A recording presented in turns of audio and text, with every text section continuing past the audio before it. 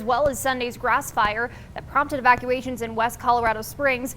Wildfire risk should still be top of mind for Coloradans. Meteorologist Alex O'Brien joins us now to discuss Colorado's wildfire season, which always seems to last too long. Alex. Hey, Allison. So far this month in southern Colorado, we've had 6 days with red flag warnings.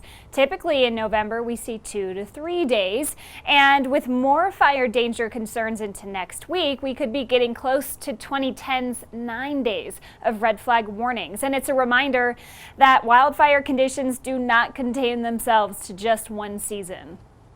Wildfire headlines prevailing November news in Colorado. A 2016 study showed that nationally, 84% of wildfires are started by humans.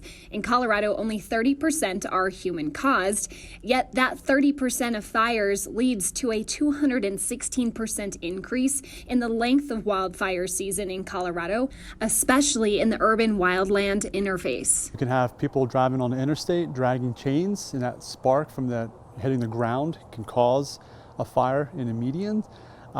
Leftover campfires aren't extinguished properly. A house fire can actually spread to wildland as well too. So there are multiple ways to get a wildfire even in the cooler months around here in Colorado. All you need is fuel to burn. Should we not get any moisture next week, we could set a record as far as absolutely no moisture in the month of November. Drought extending wildfire season. And typically too, even across the plains, if we have a lot of really fine fuels, those grasses that are primed to go, if we do get a good snow, actually helps to basically mat them down.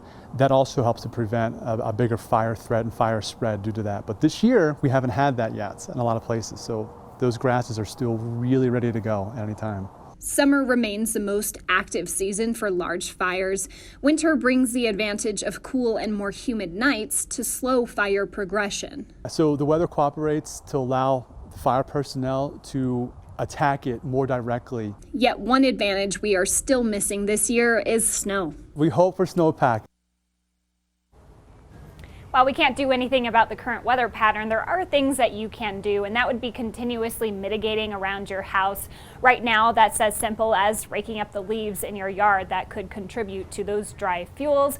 Also, it's a good time to maybe brush up on that evacuation plan with your family in case a wildfire were to approach your area. On the weather deck here in Colorado Springs, meteorologist Alex O'Brien, News 5.